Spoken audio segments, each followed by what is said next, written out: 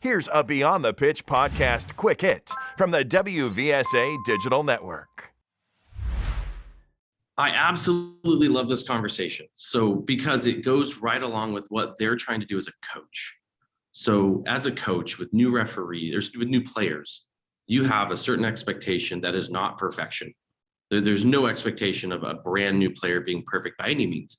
You're looking for little steps, little strides, little improvements that starts to build upon and build a foundation.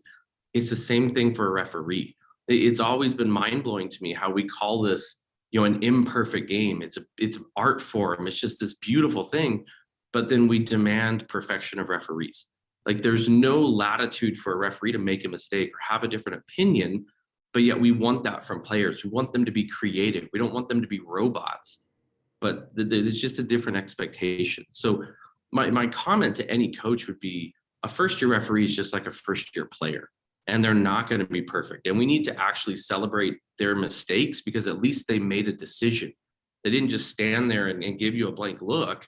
They made a decision. It may not have been right, but they were confident enough in the technical knowledge that they learned and in their skill set that they actually made a decision.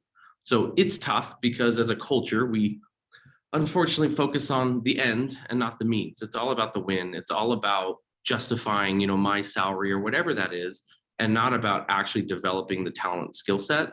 And so that's always going to be an uphill battle, because new people are going to make mistakes.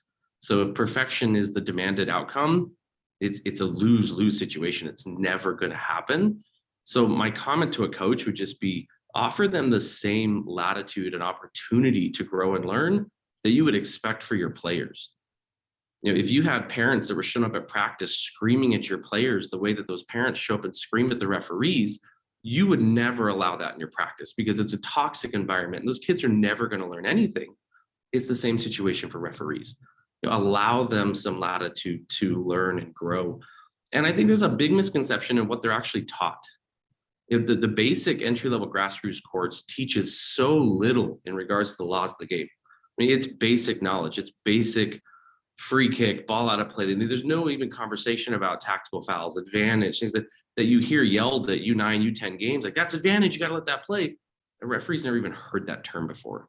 So just understanding what these people have been taught might offer them a better expectation of what they might see on the field.